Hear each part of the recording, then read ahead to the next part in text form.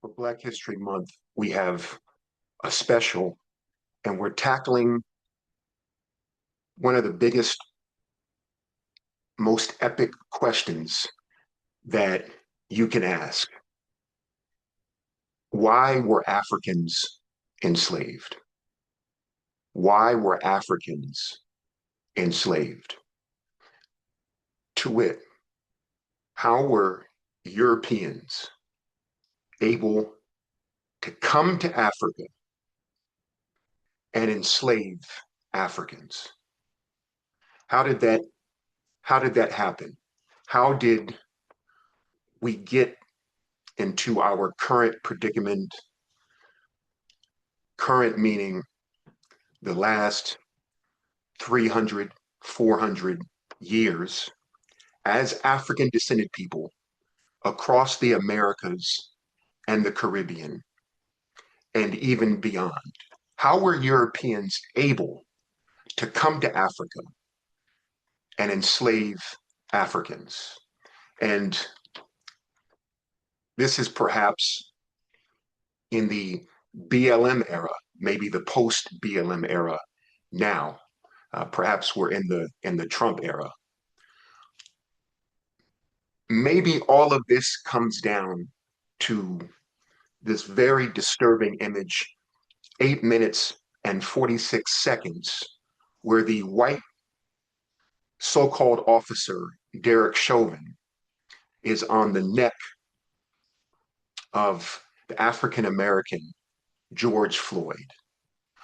Why are Black people on the proverbial, metaphorical, and literal bottom when you look at indicators of prosperity, even now in the United States? Income, health, life expectancy, infant mortality rate, formal education, incarceration. Black people are significantly below white people. Why are we on the pavement with white people's proverbial knees on our necks? Why is that the case? Now, wrong answers to this question, wrong answers, incorrect answers, erroneous answers, responses, can lead and often do lead to racist generalizations. Well, Africans are cursed. They're they're cursed to be below. They're cursed to be inferior. Well, they were cursed to slavery. Africans are inherently weak. Africans are inferior to Europeans. Africans are less civilized than Europeans. And on the other side, maybe Europeans are inherently evil, or Europeans are superior to Africans. Europeans are more civilized than Africans. I'm suggesting that if you do not have a good response, a reasoned, measured, matured response to this quintessential question of why Black people are oppressed in the United States, in the Americas, in the Caribbean, that it will by default be filled in with a racist response. All right. This is, of course, a talk about the transatlantic slave trade, because I'm positing, maybe this is just a fact, that this is how African descended people got into our current predicament. So, what are the basics of the transatlantic slave trade? It occurred roughly from 1450 to 1867. I believe perhaps the last slave voyage was 1873, but it's generally regarded as terminating around 1867. A lot of you will say, well, what about 1807 and 1808? Well, that was when the British abolished it, and the United States said no more uh, incoming incoming human cargo. But it persisted mainly with Spain and Portugal well into the 1860s. So this is in the era when there was general emancipation occurring around the Americas. Of course, the United States in 1865, and then the latest is Brazil in 1888. Who were the major European nations involved in the slave trade? The so-called Western European powers. And we need to be careful here because most of you will only think of the Northwest powers, e.g., Britain, rather, i.e., Britain.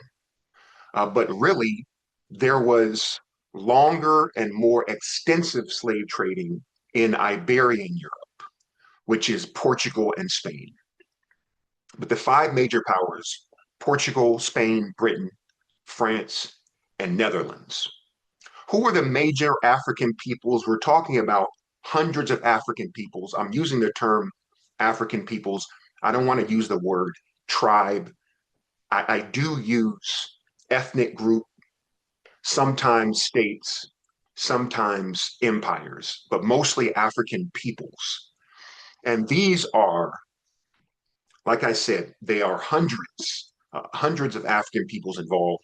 So I just here select some of the major ones: Congo, Umbunda, Mendi, Yoruba, Igbo, Fon, Fulani, Wolof, Dahomey, and Akan. And these are largely the peoples that Africans in the so-called New World, us African Americans, are descended from. So if you do a 23andMe, you will probably have, in terms of African ethnicity, uh, you'll be like Yoruba, 51% Yoruba or 62% Igbo. And the current countries are the West Central African countries: Senegal, Gambia, Guinea-Bissau, Mali, Angola, Congo, DRC, Gabon, Ghana, Cote d'Ivoire, Nigeria, Benin. It is estimated that there were about 13 million African human beings taken from the coast of West Central Africa and brought to the Americas. And when I say Americas, I'm including the Caribbean there. So this is North, Central, South America, and the Caribbean. About 13 million Africans made what is called the Middle Passage. Why? Because it is trans or across the Atlantic Ocean. There's about 40,000 voyages, and the deaths on the Middle Passage are estimated to be about 2 million. And that is not counting the deaths around the wars in West Central Africa, which were probably about 1 million. So this is the African resistance to the slave trade. It is the African infighting, if you will, and we're going to discuss how that term is fallacious. It's not really infighting, but wars between African states. So just the violent drama around the transatlantic slave trade saw about 1 million more people killed. What were the major destinations in the New World of African peoples? Destinations sounds like a euphemism. What was their site of enslavement? Brazil at about 5 million. So think, most African peoples, or I would say the place where most African people went if you're talking about a discrete place, is Brazil. Second is Jamaica at 2 million. And this always shocks people to the point of some people say that there are conspiracies around these numbers, but there were only about 367,000 Africans brought to the current United States of America, which then was either British North America or Spanish North America. So these are the basics of the slave trade. Here is a good map, and these maps come from the, I think it's transatlanticslavetrade.org. It could be slavetrade.org, but that is the best website. It has the current figures, and they get rather granular and meticulous in the breaking down of these figures. Why? Because it had to do with money. And so when there's money involved, the record keeping tends to be better. So you can see that if we said that there was an origination point, it would be the coastal European powers. And initially, at least, they're coming to sub-Saharan Africa. So sub is below, Saharan is the desert. So it's below the desert in mainly this area. Now, as the slave trade goes on, it gets deeper into the interior to the point of on the other side of Africa, if you will, to places like Madagascar, and they are being fed to the West Central African coast. From West Central Africa, they are taking, look at how geographically explanatory this is. The most Africans are taken to the closest place to West Central Africa, and that's Brazil. And then sort of the geography is less evident. It becomes about, where are they going where, let's say, human labor is needed the most or where it becomes most lucrative. That is Jamaica at certain times, right? With sugarcane. One historian once quipped that most of the slave trade comes down to the British wanting their tea sweetened. Of course, that's an oversimplification, but you can see here the figures. So African descended peoples are taken to all of these places. This, I think, is explains so much of our modern world, right? Where we were taken. Okay, importantly, Portugal and Spain are the initiators of the transatlantic slave trade. They are the initiators. So this is an Iberian thing. They are the nations that practiced it the longest. I think a lot of times that we as African Americans and even Caribbeans can be Anglo-centric because my name is Benjamin Baker. That's a UK name, right? That's a Baker is an Anglo surname, and so because we ended up in British North America, we can lose sight of the longer perpetrators of the transatlantic slave trade, which were Portugal and Spain. These are still European powers. Okay, I know that a lot of times if someone says Portuguese or Spanish, because of our Americocentricness, we think of Latin America, but these are European powers. Okay, so Christopher Columbus, came under the aegis of Spain to the New World. Okay, uh, these are decent figures right here. These are decent figures. Are they inviolable? No. But you can see that this chart, the countries most active in the slave trade. So you have Portugal, uh, by far, almost what 25% above Britain, and these are current countries. Um, and then UK, France, Netherlands, the Dutch, Spanish, U.S., and Denmark or the Baltic. Okay, I should stress something right now because this is another misnomer about the transatlantic slave trade. It's often called the triangular trade because you go from Europe, you go to West Central Africa, you go to the Americas, then you go back up to Europe. So that's supposed to be a triangle.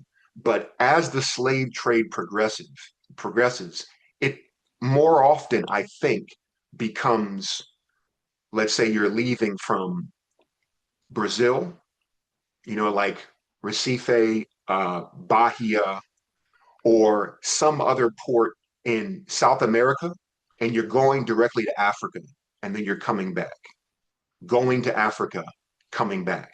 So you can see how Brazil has the most with 5 million because it's shorter and you have direct Portuguese uh, emissaries or representatives or agents or entrepreneurs, slavers in Brazil and parts of the Central American coast who are directly going back and forth to Africa. So there's no need to go back up to Europe. So that is the route that's more often taken. Okay, so there's all sorts of mutations and fungibility within these ports and within this. So I think that triangular is a misnomer. Okay, so you can see this chart of Atlantic slave exports. Once again, pardon the dehumanizing language. An export is a human being. An export is a human being. I eschew the term black bodies and things like that. We can't be what they made us to be or what they perceived us to be. We are not black bodies. We are black human beings. We have souls. We're not just a body. They wanted to make us a body. So you'll forgive the capitalistic commodify, commodification of the linguistics that I'm using here. But these are the Atlantic slave exports, and you can see like the major exports are coming from Congo, but also all the this area up here. So this is Nigeria, Senegal, Ivory Coast, Ghana, and it sort of peters out as you get deeper into the interior. So here we're going for geographical ease. So how did the Western European powers navigate to West Central Africa? Why did they do that? And why wasn't it the other way around? So maybe the conqueror mindset, the maybe a base visceral human impulse is, hey, why didn't we go up to Europe and enslave them? I don't like it framed like that. I don't like it framed like that. That's a sociopathic question. But we can ask this question right here. Just the first part of it. Why did the European powers go to West Central Africa? Okay, so let's look at, and by the way, all of this is getting at our major question. How could Europeans enslave Africans? And by extension, how are we oppressed? How are African Americans oppressed? I don't want to use victim language, but why are we getting the short end of the stick now in the United States, in other parts of the Americas? Perhaps you can look at it like that. Although there are better ways, there are more scholarly ways that you can put it. Okay, so the five major European explorer powers were. You can see that all of them are coastal, and this is going to become key. So because there is a constant struggle for power and preeminence in In Europe, all of them, there was like an arms race, Cold War style, in which all of these coastal powers sought to have the best navy and the best nautical capacities. And so they were trying to excel and outstrip each other in the mastery of the waters. This is going to become critical. They are relatively small in landmass, another critical piece. So look at Portugal, which is going to be the tiniest.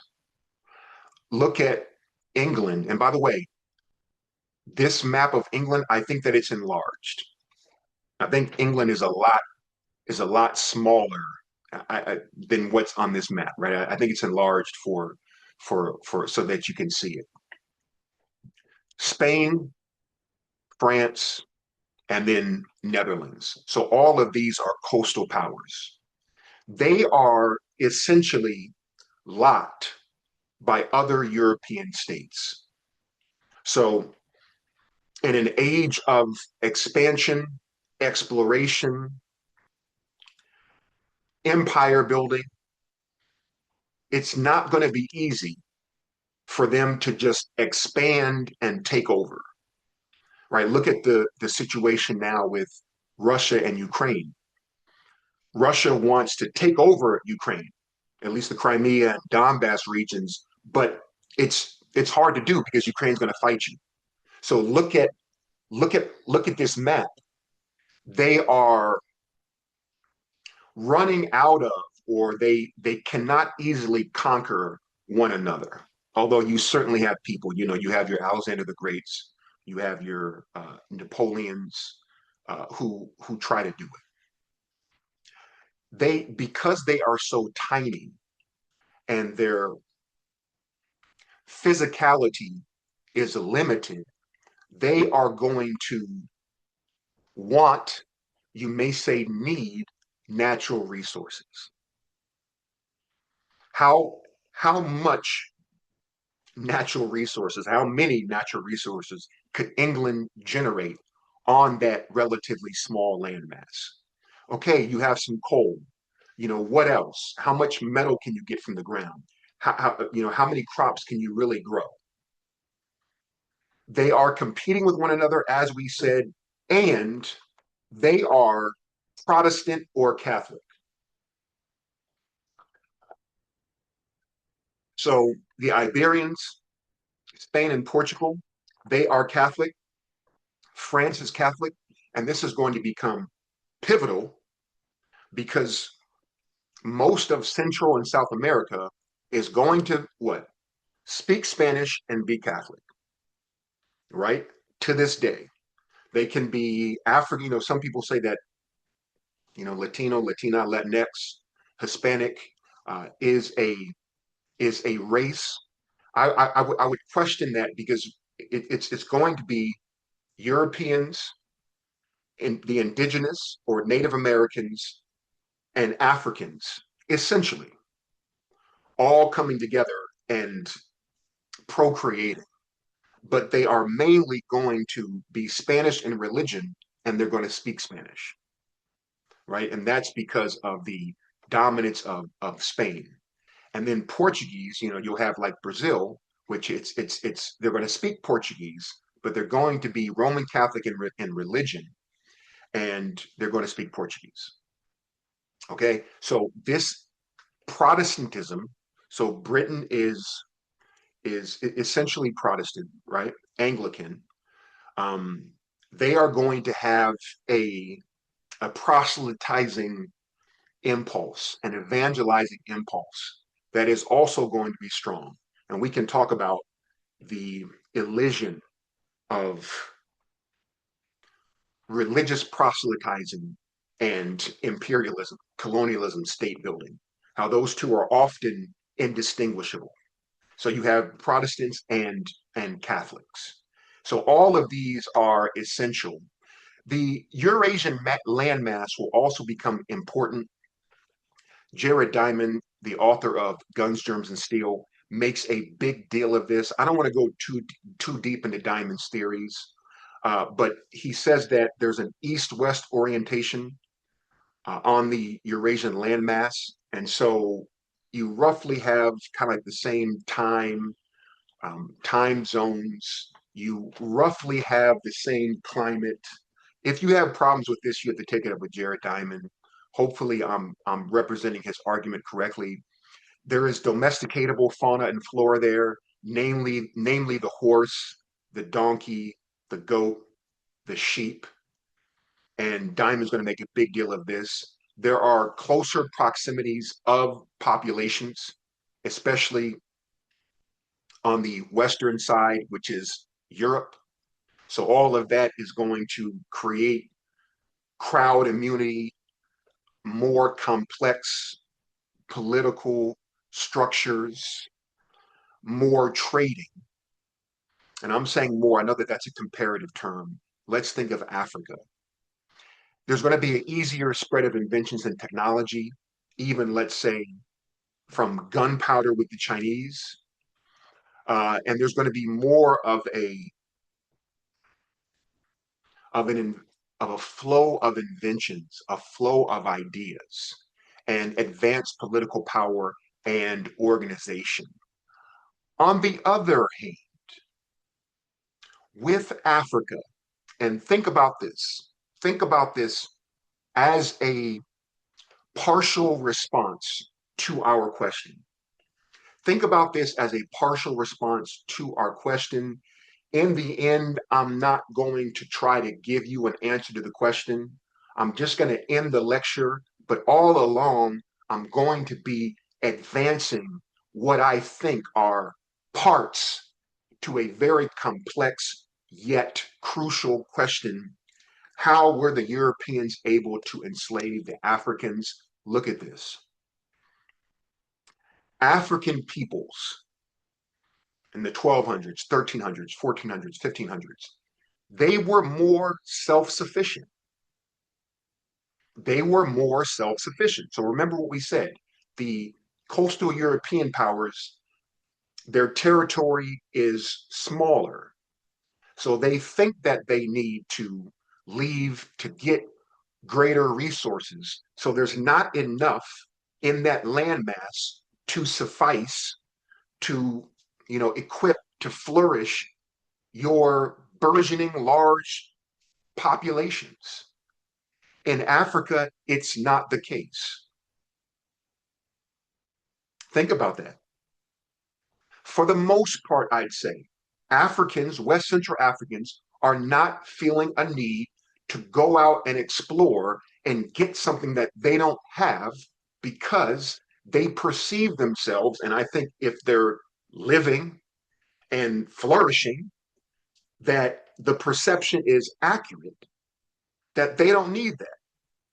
Now, there's some excellent research that shows that Africans are exploring, they are moving, but I would say that it's at no way the rate of Europe, who is seeking for things outside of themselves, right? We have this pathological desiderata for goods that we can't get on our land, people that we can't get on our land, clout, power that can't be had within our territory. So as a whole, Africans took care of themselves without the need for outside resources. Think about that. If you want to frame the question, why didn't Africans go up to Europe and conquer them? I guess at times there were instances of this. If you want to talk about the Berberis, let's say the Carthaginians, the Moorish people, if you want to say that they went up and conquered, parts of Europe, you could say that. But we're talking mainly here about sub-Saharan, right? So those would be, Saharan powers. But sub-Saharan powers, they were not going up to Europe trying to conquer. or trying to get stuff. So they took care of themselves without the need for outside resources. Very important point. And studies have shown, of course, we believe that all humanity, civilization comes from the African continent. If Gondwana had all of the continents together or what have you, uh, it's still the continent, the landmass of Africa. So humans, civilizations came from Africa. Africa has the greatest human diversity. This is still the case today, right? Africa has the greatest genetic possibilities. And at the time of the initiation, the inauguration of the slave trade, they spoke about 25% of the world's languages. So it is extremely diverse. It is self sufficient. And it's sort of like we have it all where we are. We have it all on this continent. Very, very important. Very important. I'm making a case. I'm making a case. All right, now more to the transatlantic slave trade. This trade lasted about 400 years. Initially, we know it was not in the souls of human beings. They were not trading, they were not buying and selling people. Okay, but when you think about this question, how could Europeans come to Africa and enslave Africans? This is, as historians may say, the long duration. This is 400 years. So from today, it would be like 2026 to 1626. If you can imagine something that long. So when it's that protracted, it is going to be infinitely complex. Initially, initially, trade between African peoples, as myriad and manifold as they were, and European traders, we're talking initially, this is Portugal and Spain. Initially, the trade was equal, and Africans were even stronger. So, this is King Alfonso of Congo, and you can see, I don't know exactly when this was rendered. I don't think that this is a contemporary uh, painting or drawing, but it does convey the ascendancy and power that Africans initially had. Always remember this: the Portuguese, Europeans cannot just mosey into Africa and do what they want. No way.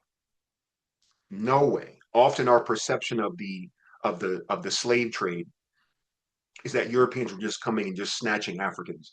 It almost never happened like that. Maybe later in the slave trade, we'll get to that. It became more helter skelter, but there's no way that that Europeans even could come into Africa and do what they wanted. Africans had their own place, their own territory sewn up, right? So Europeans had to prostrate themselves and genuflect initially to start the trade. You have to give obeisance to the powers uh, that are in place. This is another rendering. This is King Alfonso. King Alfonso ultimately converts to Roman Catholicism, and that's another story. So he converts to Roman Catholicism, but you can still see, Catholic or not, he has the power. He's the power broker in this relationship, and so Alfonso is representing for us the African powers in toto. Okay, so Africans initially benefited from the trade.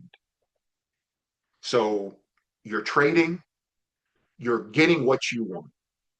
Was there some discrepancy? There was discrepancy on all sides, both sides, if you will, but really all sides, because this is happening in many different places by the time we get to the 1500s and the 1600s, with many different peoples, many different places. But they are trading in ways that benefit them. Europeans are trading in ways that they think benefits them. It only becomes largely exploitive or one-sided over time. And I would say that I would argue that it's never one-sided. But we can say when human beings are involved and you're trading for human beings, it's exploitive, generally exploitive, and definitely exploitive to those human beings who are being traded. All right, but I'm not sure that you can even say that it's exploitive on either side.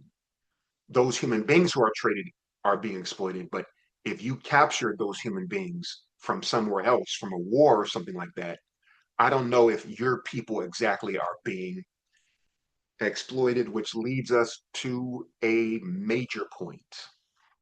This is a node, a critical element in answer to our question. There is no unified concept of Africa or Black people. We could really discuss, honestly, in good faith, discuss if it exists even now. And that's not a knock on African people. Why should it exist? Why should we all be considered African?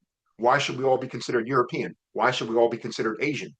These are designations that we imposed on each other.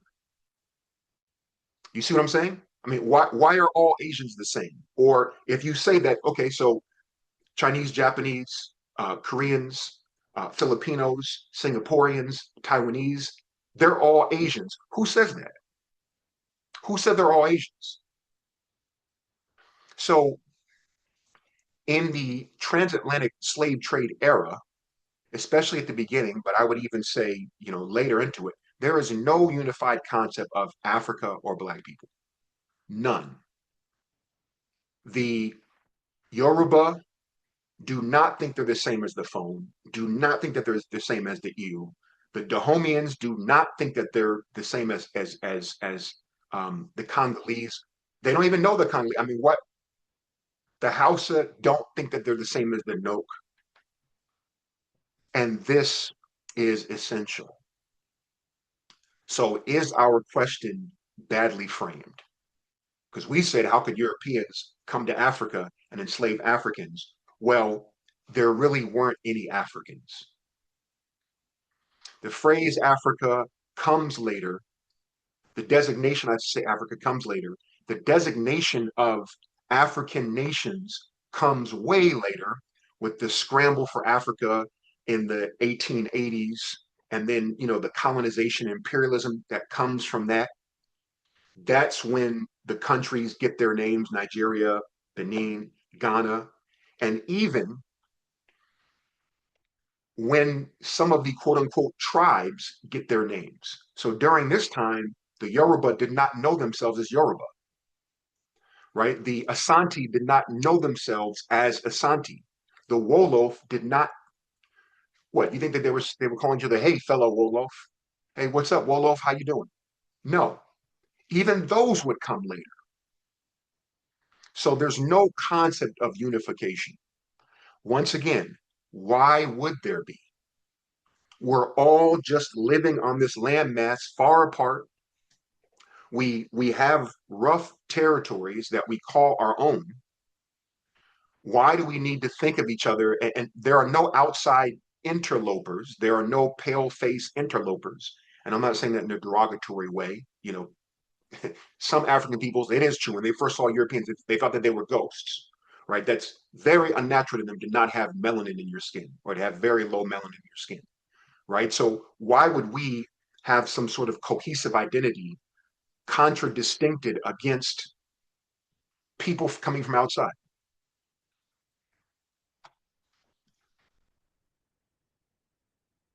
Also, there is no unified concept of Europe or white people. So Europeans, they are different nation states, and there is the same sort of, I don't know if you want to use the term racism, but xenophobia, bias, prejudice against other Europeans, as maybe there would be, I don't know, against a white toward a black person now. They're the same things. You all know some of the dynamics in the United States. You know, the book by Noel Ignatieff, How the Irish Became White, and how many groups that came to the United States, that immigrated in the United States, the Italians, European Jews, uh, Germans at times, Irish, they were not considered white even into the 1930s and 40s. So Europeans had considered themselves different. Once again, you see how I'm using shorthand here for clarity.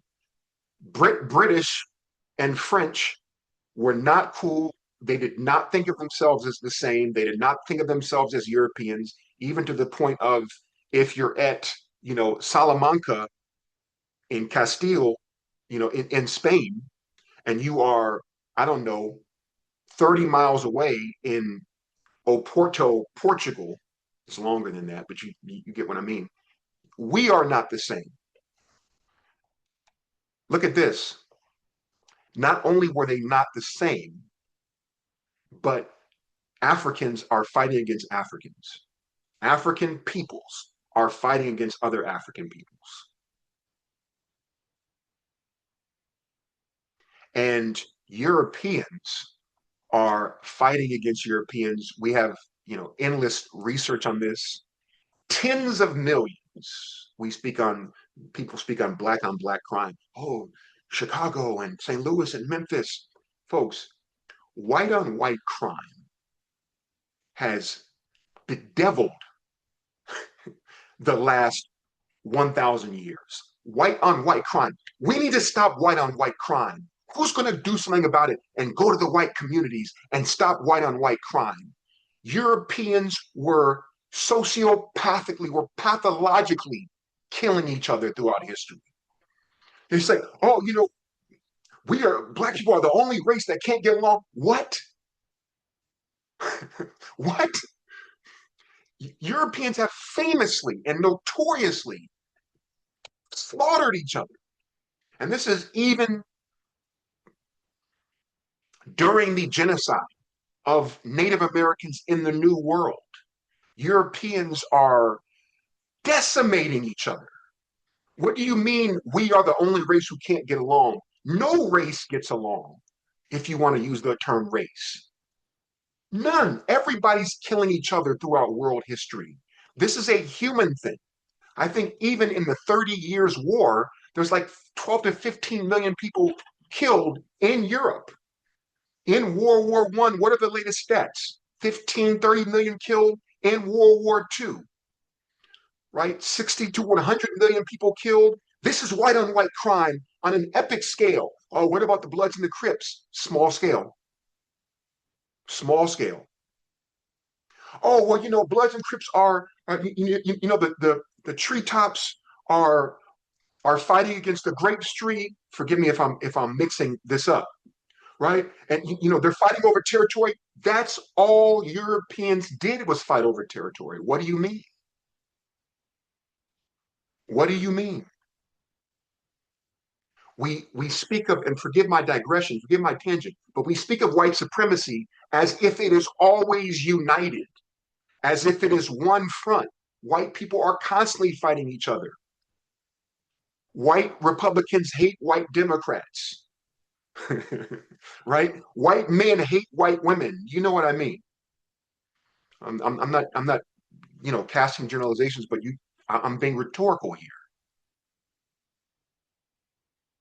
That's the exact reason why, I would say one of the reasons, this is a complex thing, but African nations, Asian nations could get their independence after World War II because of the white on white crime, because white people were decimating each other in World War II. it weakened these imperial colonialist powers, and black and brown people all across the world were getting independence because of that white on white crime, because white people could not get along. The Civil War, if white supremacy is so united, why did how many people died in the Civil War? Maybe it's as high, American Civil War, maybe it's as high as 750,000 now. Why could white people not get along? Right? White supremacy would say, in order to keep enslaving black people, there's a united front. So white people, brother on brother, this internecine crime, internecine violence would never occur because white supremacy is always united, right? So then how do you explain the American Civil War? Forgive the digression. Hopefully it was a fruitful digression. But Europeans were killing each other on industrial scale during the transatlantic slave trade. I want you to think about that. Not to take anything away from the Holocaust that occurred with Africans, but to think everybody was getting killed during this time. Just think about that, right? And we'll get to the Native Americans, the indigenous people, in a second. Another thing you want to remember is that and this sounds like some splaining, doesn't it? Some of these slides sound like I'm splaining, but almost all peoples and nations practice slavery or forms of coercive labor. What's the point? This is not extraordinary. The transatlantic slave trade is not unique. It's not sui generis. Now, we could discuss, well, what about the peculiar institution in the United States? Race-based, meaning you must be black. Inheritable, meaning that any children that you have were automatically enslaved. Lifelong, right? Systemic, which means that it was legal and it was embedded in the warp and woof of the systems. We could discuss, was that sui generis? Was that one of a kind? But slavery has always been practiced among humankind. Why? Because humans always want some dominance over each other. That seems to be the default human position. That sounds pessimistic. It sounds bleak. But what would you say when something almost appears in every culture? And they've now done studies, what, in the Roman Empire, like 400 to 500,000 slaves were being bandied about, right, in any given year during the Roman Empire, in the Roman Empire, right? So slavery is a norm. I know that perhaps presentism has us looking back on the past and condemning it. And I think to a certain degree we can do that. But at first, I think that we need to understand. So this is the norm. It's typical. Okay, and in fact, Africa had been ravaged by a slave trade. I'm using the term ravaged because I value human life. So if 10 to 20 million Africans are enslaved in this slave trade, I'm calling that ravaged. But I think that scholars may take issue with me because some people say, well, over a long period of time, this is not a heavy human toll. But this is called the Trans-Saharan. Remember, trans means across. So this is across the desert, across the desert. Some people call it the Arab slave trade. I don't like calling it that because, in this case, what is an Arab? Are you racializing an Arab? Can there be a black Arab? If it's not a black Arab, what would it be? What, an Asian Arab, or I mean, what would what would you, or maybe a Semitic Arab? Some people call it the Islamic slave trade, and the Red Sea slave trade. This is more obviously to the east. Okay, but this was actually longer than the transatlantic slave trade. So everybody's moving slaves across wide areas, whether it's the desert, whether it's the water. And this occurred from the 7th century to the 20th century. Some people say that it's still going on now. And this is actually an indictment for us, for all of us presentists. If we're looking at any of these historical time periods as people during that time are responsible for this, then we are responsible today for there being more slaves than ever in world history. That's what scholars say, that now in 2026, there are more slaves than there have ever been in human history. And a lot of that may be because there are more humans than there have ever been, right? But the trans-Saharan slave trade goes from the 17th century, right, maybe to the present, to the 20th century, and Africans, Black Africans, they're doing labor, agriculture. There's sexual slavery, of course, of women, you know, but also of men. I think that one, it's a famed example of men who are being castrated and they're becoming eunuchs to sort of like guard, kings and other royalties and dignitaries. There is domestic slavery and there is military slavery. And it's interesting how history works because some of this, I can just say a small portion, is like plantation slavery. I wouldn't say it's like the American South. And there are rebellions, like the Zanj Rebellion. Okay, and we say 10 to 20 million Black Africans. Now, I don't ascribe the transatlantic slave trade to a religion. I don't say it's Christian. I don't subscribe or prescribe, conscribe the trans-Saharan slave trade to a religion, Islam. But I do have a problem with people saying, depredating Christianity because it's linked to a slave trade, but not mentioning this then. Islam is as linked to the trans-Saharan slave trade as Christianity is to the transatlantic slave trade, right? So when you're saying, hey, Islam is the original religion of the black man, and Christians oppressed you in slavery. No, there's people who practice Islam who are oppressing black people, Africans, in slavery as well, right? So all I'm saying here is parity, right? Be equal, and don't subscribe. Why do I keep saying subscribe? Don't conscribe, I guess, religion to any of this. These are bad actors, right? These are humans acting amiss. These are humans acting malevolently. That's what it is. And they're going to use any justification to do this. So if religion is handy and that does the trick, they're going to use that.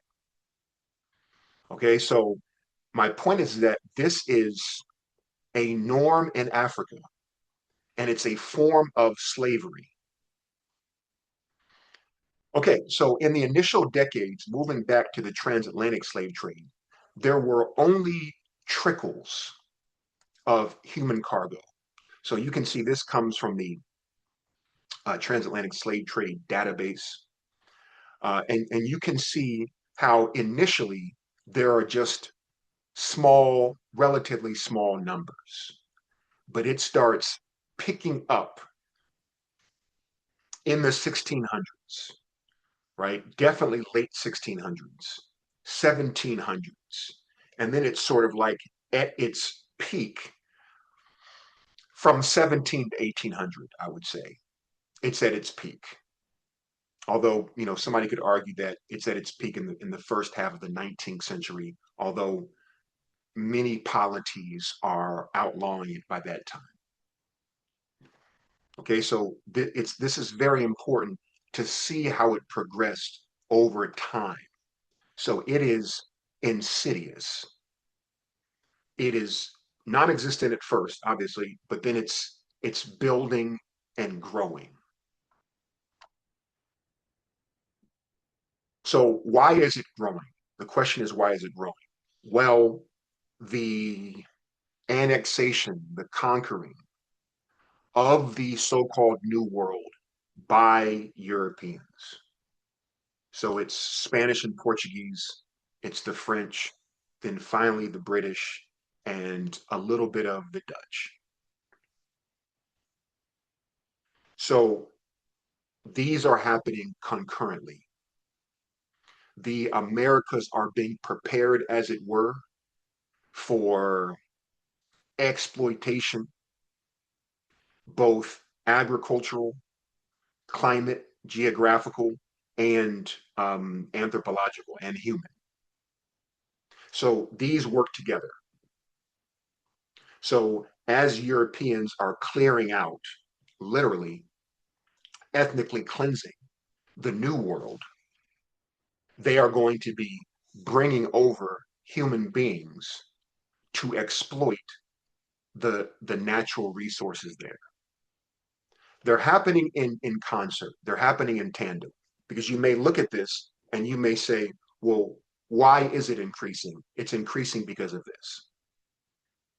And that's why, as much as we can demonize Christopher Columbus, and I think he should be demonized, you can't take away from the importance of what happened, of his, so-called discovery of, the Bahamas or Haiti, right, in 1492, 93 on, right? You cannot downplay that.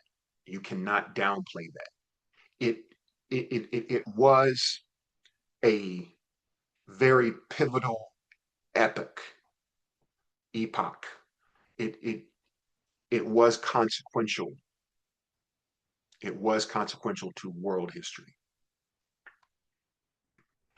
So ultimately, remember what we said about the Europeans that are dying in wars, the Africans that are dying in wars, and now Native Americans are dying in wars. And once again, as it was with the West Central Africans when Europeans initially came there, they couldn't just mosey into Africa. Europeans couldn't mosey into the Caribbean, the Americas either. Native Americans had that on lock. So there were long and protracted battles with the Aztecs, the Mayans, the Incas, and they often won. They often beat the Europeans, right? I mean, like pitched battles, long extended battles, between the Spanish and the let's say Aztecs. But ultimately, historians estimate that about 100 million Native Americans were killed in some way at the hands, at the indirect hands, maybe, of Europeans. So disease, extermination, um, chicaneries and trickeries, and hijinks, definitely wars, right? You name it. So this is another Holocaust, while Africans are being holocausted, if you will, not only by the social death, as Orlando Patterson may say, as Sadia Hartman may say with the Middle Passage, that form of death there of losing your mother, literally and figuratively, your home space, right? All of this is happening concurrently, concurrently.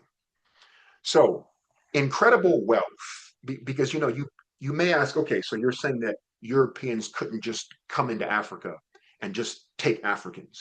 So Africans had to be involved in selling human beings to Europeans. Why? Remember, first of all, we are trying to understand, right? We're trying to understand. So why? Remember, slavery is the norm, is typical. Africans do not see each other as the same, right? As mono or homogenous, right? They are extremely heterogeneous. And then there is incredible wealth to be gained from selling human beings, right? So think about that. Think about that. And these are some of the, and I'm going to talk about exactly what type of human beings were being sold. That is, what type of human beings to you, to a, let's say to a Igbo person, right? It's not going to be another Igbo in most cases. It's going to be a Yoruba. So it's going to be someone captured. Maybe it could be another Igbo that owes you money. So there's debt slavery. I think that those are the two largest that historians have identified types of dynamic for somebody to be sold. You were either captured in war or you owed someone money. It was debt slavery. Okay, so you trade a human being in a system that is already accepted and practiced in the norm for something that you wanted. And this finally is when Africans are having a desire, a real hunger for things outside. So remember that it's self-sufficient initially, but then once they see these goods, right? It's one. It will be like like your iPhone or your Android. In the year 1995, they weren't around, so you wouldn't see a need for that, right? They weren't around, so you wouldn't see a need for that. But now you couldn't live without one, and we consider it dangerous. Kids are getting phones younger and younger because we now consider it an essential part of living. I heard that someone say that having Wi-Fi was now a human right, right? So you grow to think that you need these things, and maybe the way that a society is set up, you do need it. Okay, so what did Africans barter for slaves, for human beings who were enslaved with Europeans? Metals, right? So we're talking copper and the product of copper, brass, zinc, iron, and the metal products. So Europe is more industrialized at this time. Cloth and cloth products, these are called textiles. Weapons and military products. Yes, you can see our picture here. So guns and cannons and knives and things like that. Dishes and tools, alcohol and tobacco, shells and beads, jewelry and currency. So think about how even now, maybe each country specializes in some agriculture or some metal. Remember that everything is either mined or grown. Basically, everything that we have is either mined or grown, right? This phone may be made of, it's probably petroleum, right? Everything these days is petroleum, right? Probably petroleum, some rare earths, maybe some glass, so you have some sand and what. So, but all of that comes together, right? And you need those things from different places. So I don't even necessarily see the Africans as deficient here. Different places uh, uh, um, grow or produce, mine or grown different things. Okay, so the point is that this is extremely lucrative. It is extremely profitable, right, to engage in this slave trade. And this is the fundamental, once again, human impulse of getting more, making life more comfortable, maybe having more than another person, getting wealth, right? The Bible may call it the love of money, the love of money. So trade on West African coast involves, very important once again, so many, numerous African powers, regimes, traders, and millions of people. It is not homogenous. It is ever moving, evolving, morphing, sometimes restricting, sometimes contracting, growing. right? This is a complex and convoluted ball of commerce. You're dealing with European Liverpudlian families, Portuguese entrepreneurs, Spanish slavers. Uh, you're dealing with African intermediaries, mercenaries, royalty, entrepreneurs, procurers. You're dealing with armies. You're dealing with enterprising individuals. It's all over the place. So think about our question. How could Europeans come and do this to Africans? How were Africans enslaved? It is mind-boggling the amount of people that were involved in this. Once again, none of this is to excuse anything, right? It's to explain. It's to explain, right? So how could the finger be pointed? Yeah, I think that ultimately there are people who can be judged and maybe condemned for this, of course, right? But it's a lot of people, and it's a system, and it's the way of the way that things were. If it's not the way that things were, and we will get to that when it becomes that, then everybody at the time is going to be condemned, and that's a hard thing. I think that we could do it, because let's say if there are a couple of people here, so later in the slave trade, you have Olana Equiano who is condemning it. Let's say so he's an African, apparently maybe born in like Esekia, modern day Nigeria or Benin, and he's condemning it. So maybe we can have something that says that when loud voices that become loud, when people start condemning something, and people can then sort of like look at the moral mirror and they can see that what they're doing is wrong, maybe then we can start leveling judgment. Maybe you may say from the start we can, right? Because there's an impulse from the start that this is not right. But that's something that you'll have to sort out. I'm just a historian.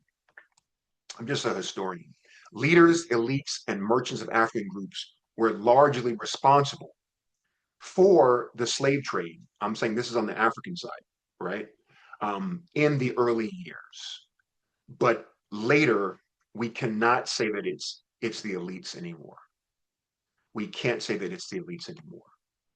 Later, it's individuals, it's groups, it's monopolies, it's duopolies, it's magnates, it's businesses, and it becomes entire economies and sometimes entire states, right? African states, let's say the Akan Empire, the Mali Empire, okay? And as we said, the largest group, I think research bears this out, the largest group of a category of those who were enslaved were those who were captured in war. So once again, think about this. We're not cool with you. In fact, we are, as young people say, we're ops. We are opponents. We're enemies. Opposition. Why would I? And we're fighting, and you kill some of my fellow, phone people. You kill some of my brothers, sisters in war, and I capture you. Why would I look kindly on you? I never thought we were the same people. We never had any sort of camaraderie. And in fact, we are physically going against each other. And you've killed some of my other people. Our groups, our tribes have long standing beef. So why would I care about selling you? Especially when I can get things that I want in return that will enhance and improve my standing in society and my life. So as Africans started to be bought, captured, and shipped to the Americas, we already said this, Caribbean peoples were being massacred. So this is increasing the need for Africans. And this is just a generally bloody, homicidal, violent time in human history. I don't think it's different from any others, but we can finger the Europeans as the major and preeminent perpetrators of this violence. They are killing each other, fellow Europeans. They are killing, enslaving Africans, and they are killing, enslaving indigenous people in the New World, right? And we won't even talk about, let's say, some of the things that are happening in Asia, later with like the Indians or the opium trade in China. You know, let's make an entire nation, an entire people addicted to drugs, right? Something on the level of crack cocaine or meth, right? Let's do that to an entire nation as a foreign policy, right? So Europeans are the predominant perpetrators. Look at this. It is unclear how much Africans knew about the horrific fate of I'm calling them that, I'm calling them fellow Africans, right? Of the other people who were in the Middle Passage of New World slavery. But once again, if you're, Dahomian, why would you care what someone from Mali, let's say that one of your ops, and I'm using these current terms, right? One of your ops, why would you care what happened to them? Like, we are not the same. We different. So why would you care about what happened to them?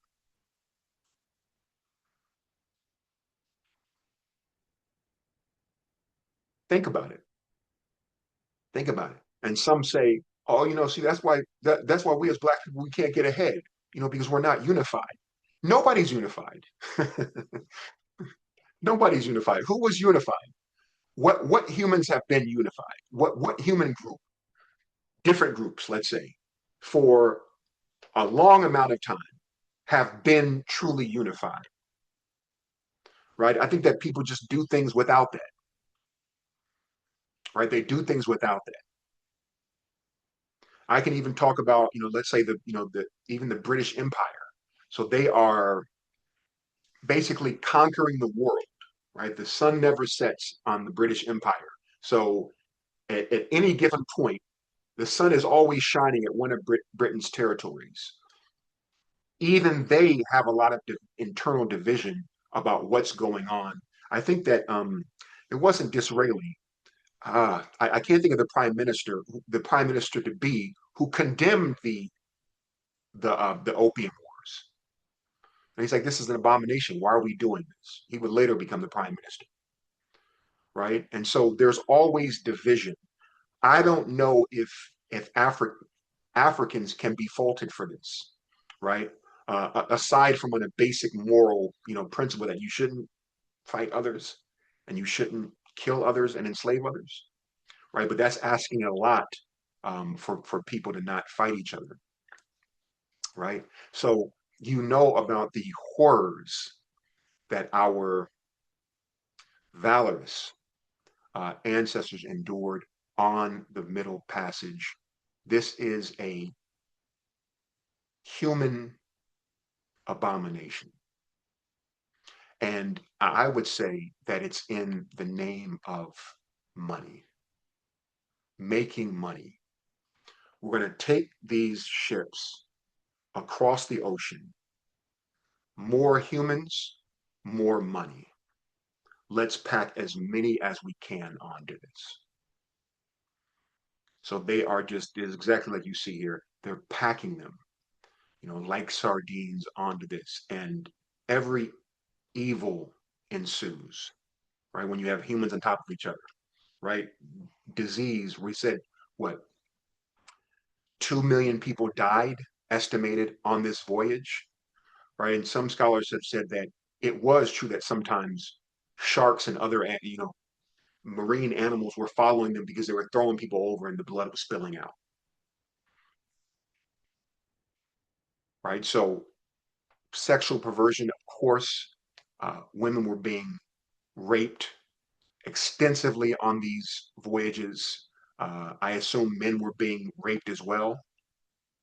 Um, there is violence, right? These are disease vectors.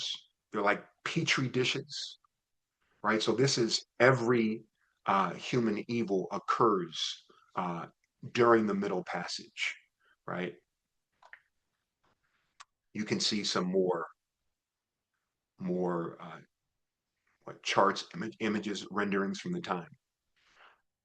So this is one of the reasons to answer the biggest question, our biggest question about how were Europeans able to enslave Africans. This did come to the fore. Europeans had better technology, namely guns, or as Jared Diamond would say, guns, germs, and steel. So Europeans do have better technology. Africans get guns. Africans do get guns, and Africans often route the British, the Portuguese, the Spanish route their forces or their emissaries with these guns, and even with other forms of weapons. You know, swords, ambushing, um, knives, clubs, different things like that.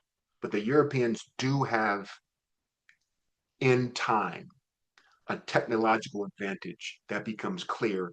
They are mobilizing. But once again, this is not European superiority because we already said that they got gunpowder from the Chinese. So don't think, oh, the Europeans are superior because they have better technology. Well, where'd they get the parts of that technology that created the whole? So come on now, we have to think clearly about this. So this does become a dynamic. I would say that a lot of this technological mobilization, which includes all of these components of capitalism that we'll get into in a second, comes from this money making enterprise. I'm not talking about guns or weapons necessarily, but I'm saying the incentive to make money, to make capital, grows all sorts of structures and systems around that did strengthen these different European powers. Okay, so look at this. In time, virtually every major nation and people group were involved in some way. And I'm saying this whole swath, right? Um, could we talk about Asians? Could we talk about, indigenous Australians? Not as much, although there are some people that have indicted, Asian, maybe the Chinese in the slave trade, um, but people within this, right, this panoply right here, everyone becomes a part of this. There's no one that's not engaged and indicted in the transatlantic slave trade. Yes, Native Americans also become involved, right? Native Americans are even going to enslave, and this is a small scale, but people often say this. Like when Andrew Jackson was ethnically cleansing Native Americans, many of those Native Americans they were slave holding black people. I mean, they were slave masters of black people, right?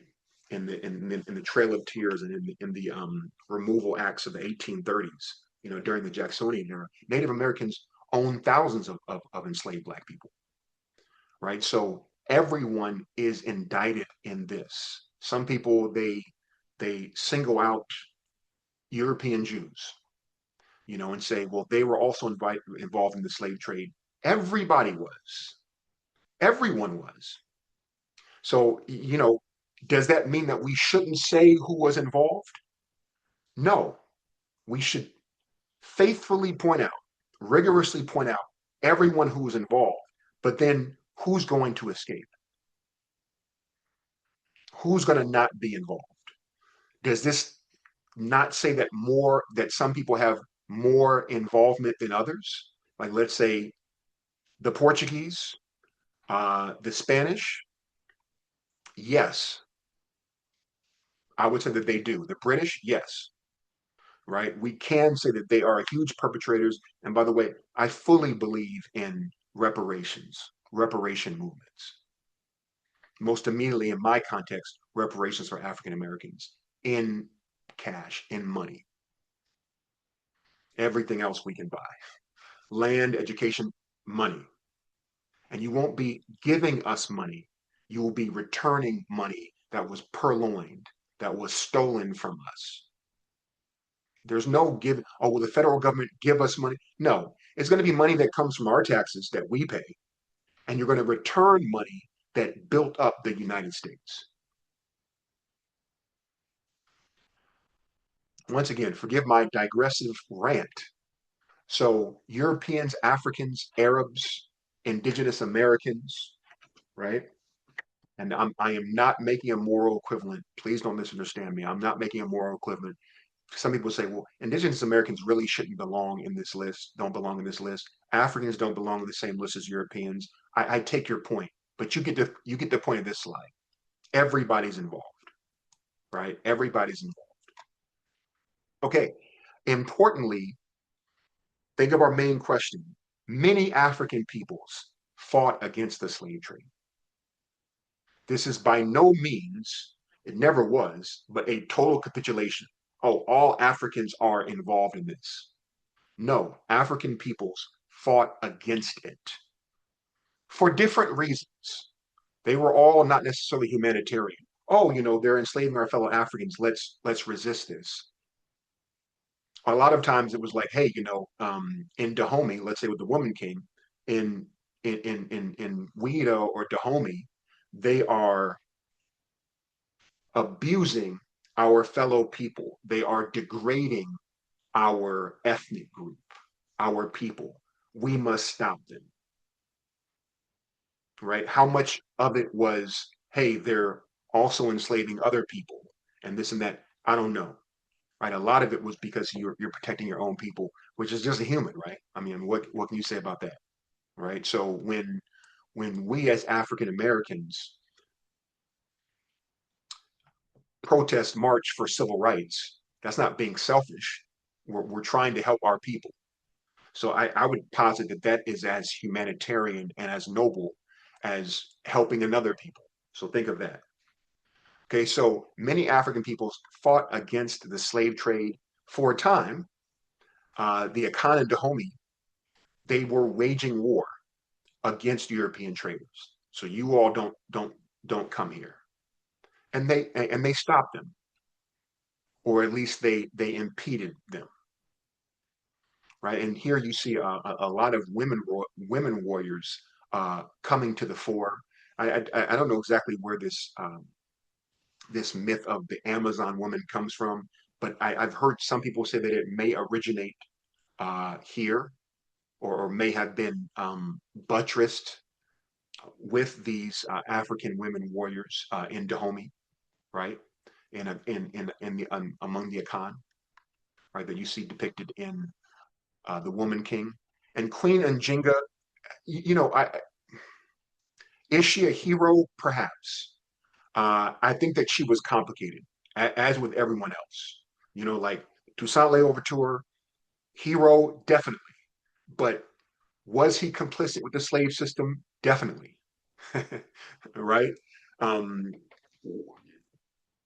just do your research. I can't get into all of this, but Queen Njinga, she was definitely complicit with the slave trade, but in many ways, she also successfully resisted it and thwarted it. But all of this is complicated. People are always complicated. When it comes down to your own life, is it going to be, like you were all good and you had no concord or complicity with the evils of the world? No, of course not. Right? I often talk to my students about what will get us canceled. What will get us canceled in 50 years? In 100 years, people will look back at us and say, I can't believe that those barbarians were doing that. What? Think about it. So there's enough of this to go around. And maybe we're okay with just condemning people all over the place. So we condemn them back in the day, and then we'll be condemned, and we're okay with that. That's just a part of the human lot. Okay, so there was resistance for a time. Benin also opted out of the slave trade.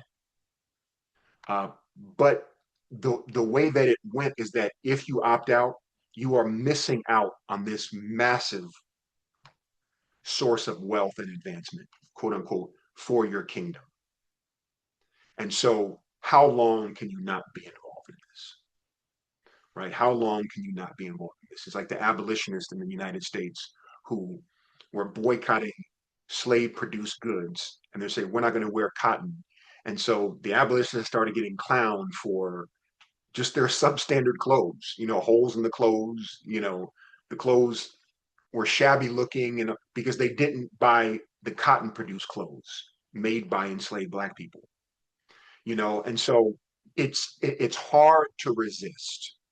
It's hard to thwart or leave, opt out of the zeitgeist. Okay, of course we know about Amistad and what is it now? There were like 600 some slave rebellions on ships.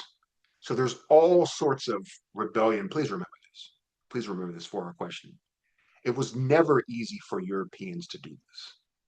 This was always a hard project, a tough project, because Africans were resisting, right? Africans were resisting.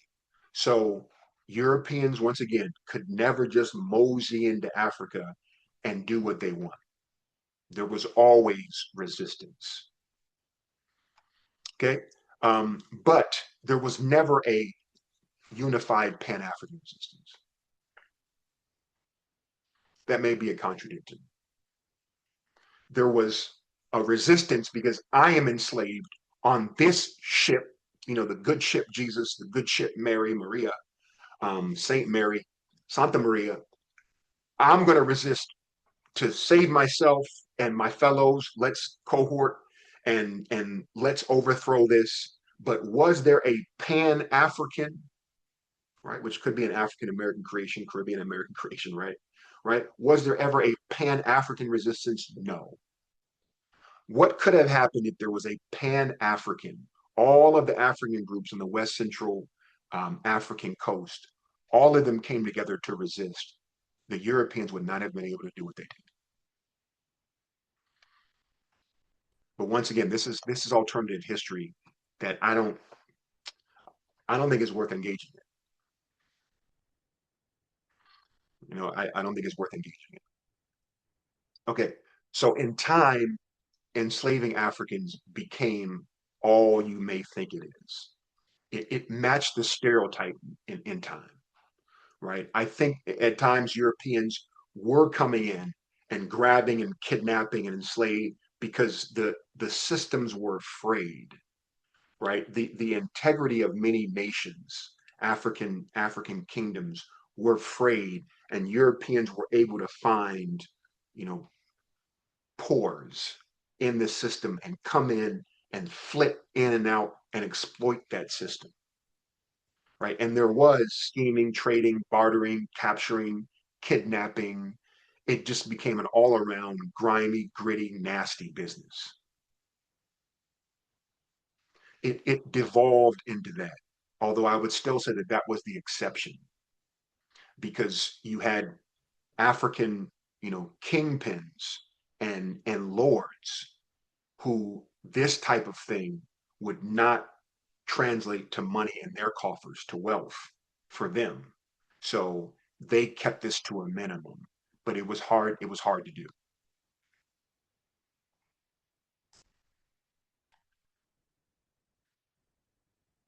I can't speak enough about the tumult, the trauma that our ancestors went through, who were captured, who were enslaved, who endured the Middle Passage, who were brought to the Americas and enslaved, right? 300, 400 years of bondage. What does William Wells Brown said, the great American black abolitionist, formerly enslaved person? Slavery cannot be represented. That means you cannot communicate how bad it was and what it was. It's impossible to be represented. You can't write about it. You can't talk about it. You can't sing about it that says, that accurately conveys and communicates what it was. You can't do it. So I can't say. I can't say. Slave trade became a powerful institution and it became systemic. I believe that this is Elmina, the Elmina Castle in Ghana. This is the most famed, maybe the most notorious slave castle. So these were extensive castles or forts to bring people, Africans who were already enslaved, to these places to prep them, to get them ready for the long voyage, or just to hold them there until the ships arrived. And then they would take them there. So you see that they need fortifications, they need weapons, they need cannons, it needs to be armed, they had guards, because a lot of money was there, human capital was there, and it you needed an entire economy and system to support this sort of thing, right? So it did become institutional, right? It did become institutional. You can see more of Elmina, right? And the transatlantic slave trade did create our modern world. It did create our modern world from industrialization, first and second industrial revolution, modern capitalism, globalism, diversity, the melting pots, the Americas, the rise of America as a superpower, the Christianization of Africa, right? Africa now has the most Christians of any continent. So this has created our modern world. It created our modern world in many ways. And specifically with capitalism, I think it can be posited that we are dominated, absolutely dominated by capitalism and monetary interests, interest of money and gain. I don't think any of us have escaped that.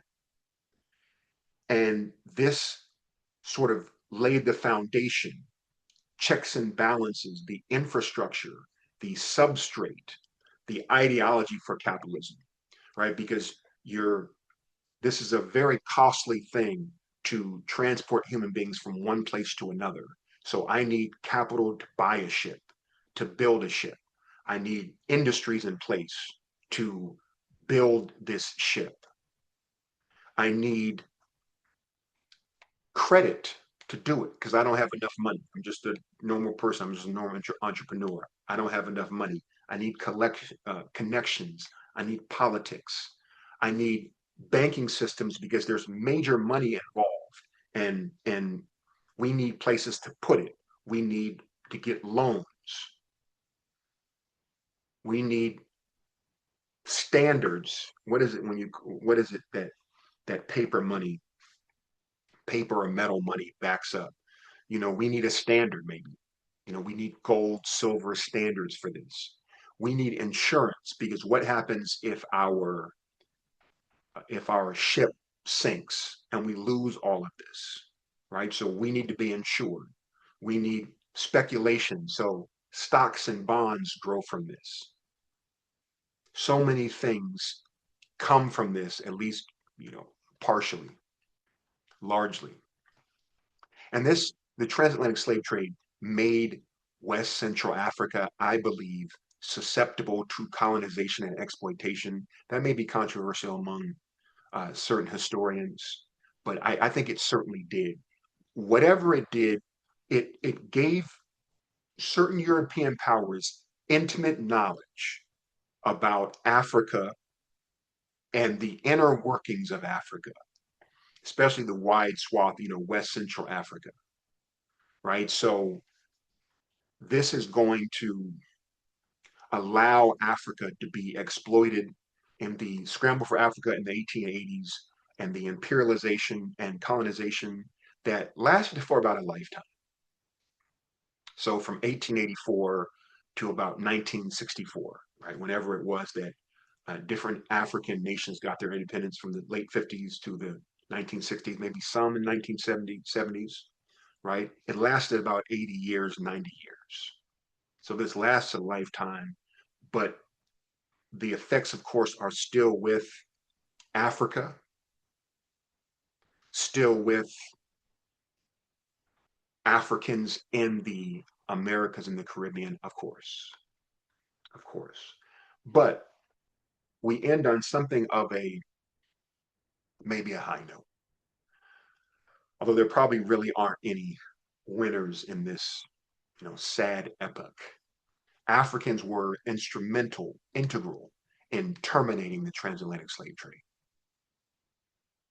So they played a key role, frankly, in its initiation, perpetuation, but they also played a key role in its ending. These are Africans and African descended people. The African wars were costly, were hurtful to Europeans. This is the African wars, like we said, portrayed in movies like The Woman King. Okay, so resistance took a toll on Europeans, and I think in some ways led to them, at least partly, to outlaw and terminate the slave trade. We said some 600 slave revolts that occurred on ships, and the most famous, if I can get it here, of course, is the Amistad, but this is just representative. It was successful, right? But it is representative of the hundreds of slave revolts. This resistance by African peoples is undercutting, undermining the transatlantic slave trade.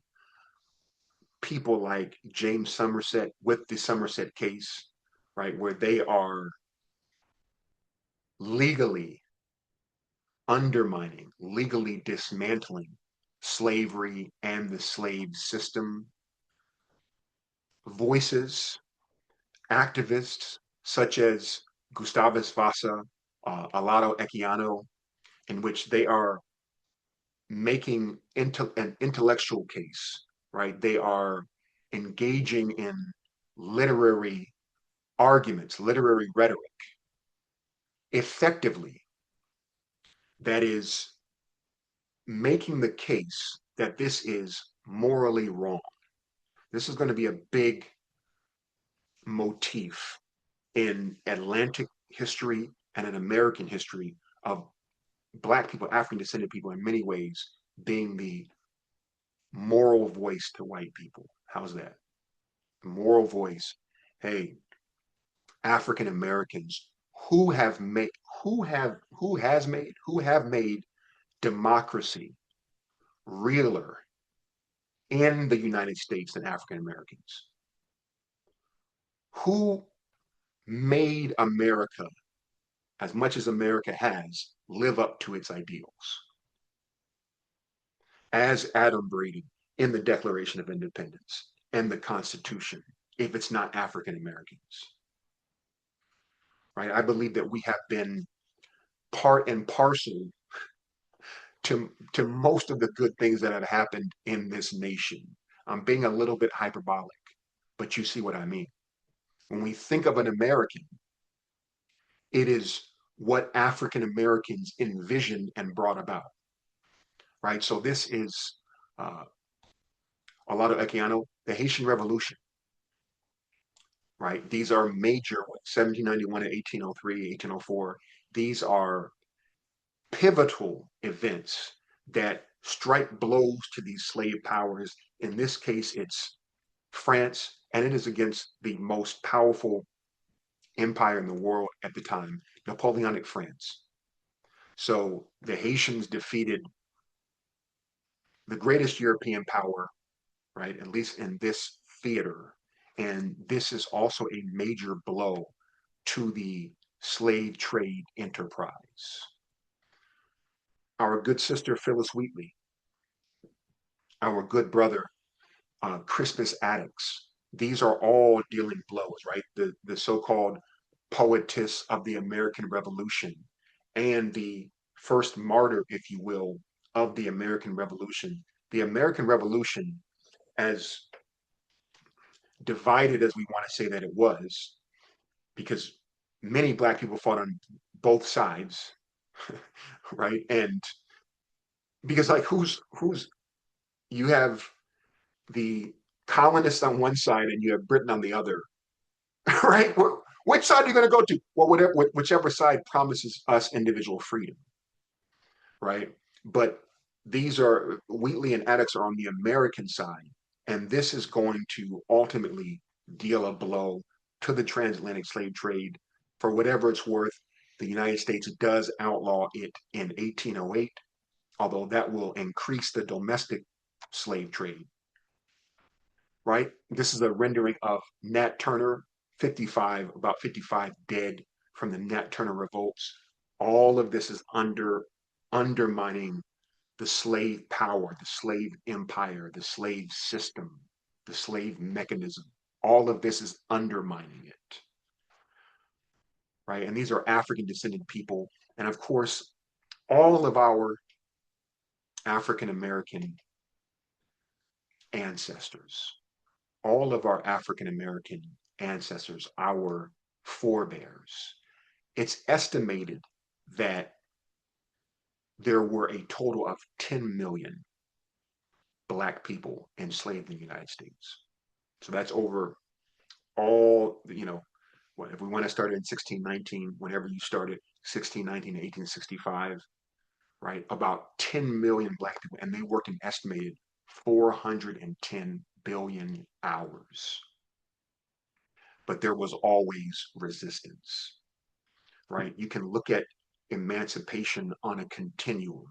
So it was nationwide initially, right? Even in the North, in all the, states from the North that you may be from, right? East Coast, it was there. And Black people at all times are resisting it. So it gets outlawed basically in the North.